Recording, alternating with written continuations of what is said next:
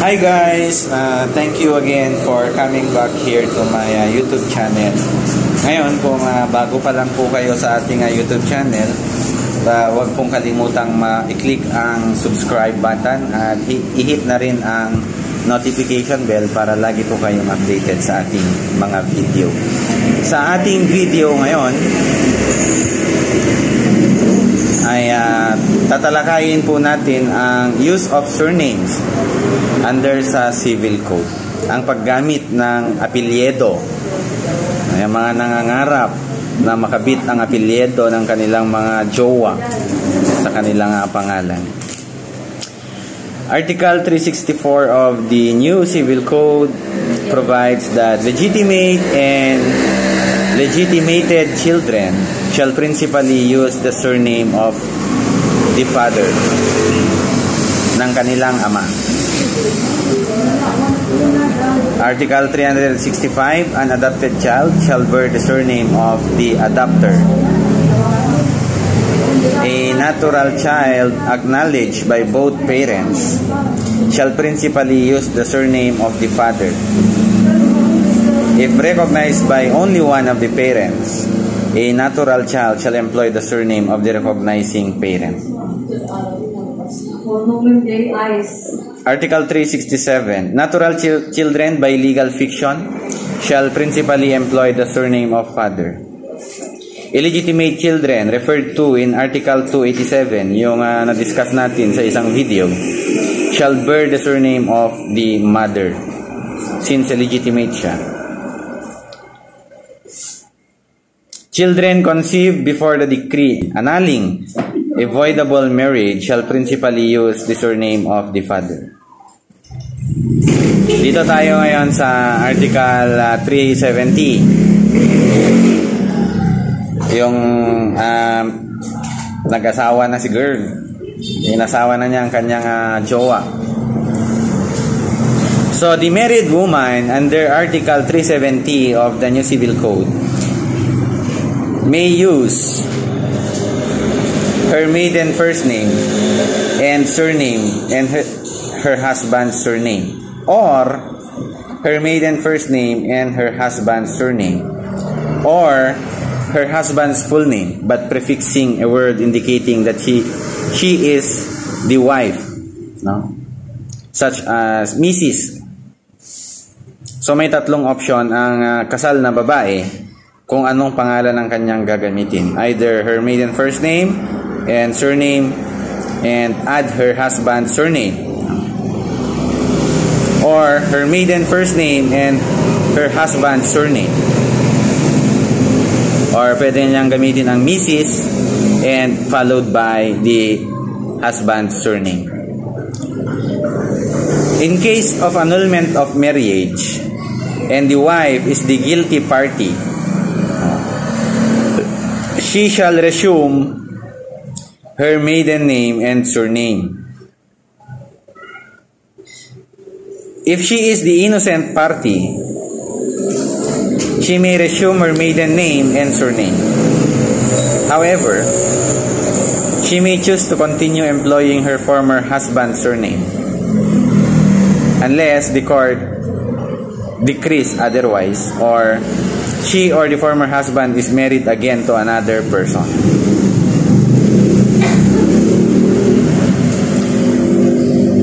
Ngayon, kapag nag-grant yung legal separation, yung babae shall continue using her name and surname na ginagamit niya bago pa mag-grant ang legal separation. Ngayon, yung mga balo, shout out sa mga balo.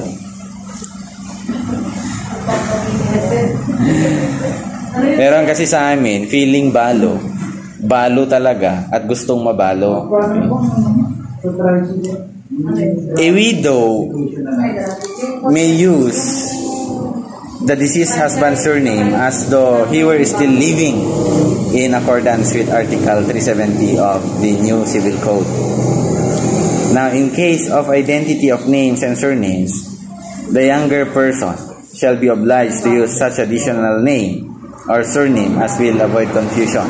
Ito yung junior, senior, the third, the fourth, until the 26th. In case of identity of names and surnames between ascendants and descendants, the word junior can be used only by isan, grandsons, and other direct male descendants. Just add a middle name or the mother's surname. Add the Roman numerals, the second, the third, and so on. Article 376 is very important,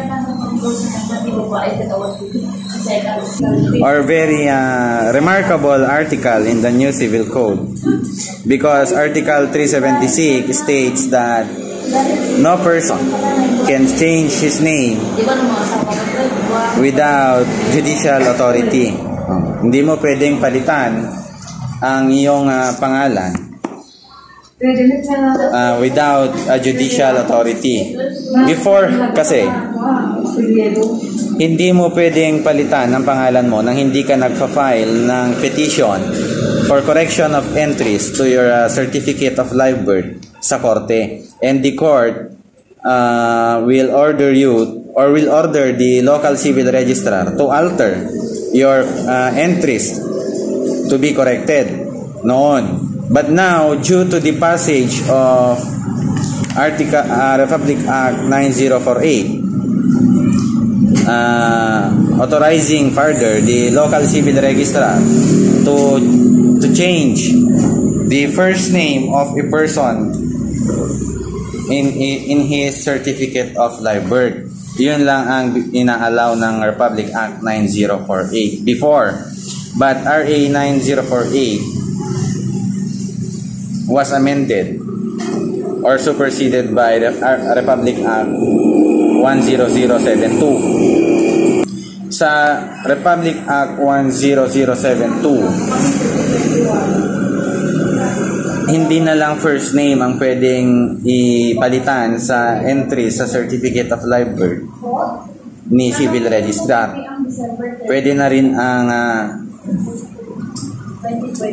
date ng iyong birthday. Pwede na rin ang month ng iyong birthday. Pero hindi pwede yung taon kung kailan ka pinanganak. Because if you change that, you need a judicial authority. The local civil registrar need a judicial declaration ordering him to change the entry on the year of date of birth. But as to the day and the month of your date of birth, you can change it without judicial authority by virtue of Republic Act 10072. Aside from the date and month of birth, you can also change your gender in your certificate of live birth from male to female or from female to male without a judicial authority, as provided for by Republic Act 10072. Provided, however, that when you file the petition for correction of entry to the local civil registrar, altering your gender as to male or female, you need to secure a certification from a public practitioner or physician that you never undergo a sexual transplant or sexual operation, na hindi ka nagpa-opera ng iyong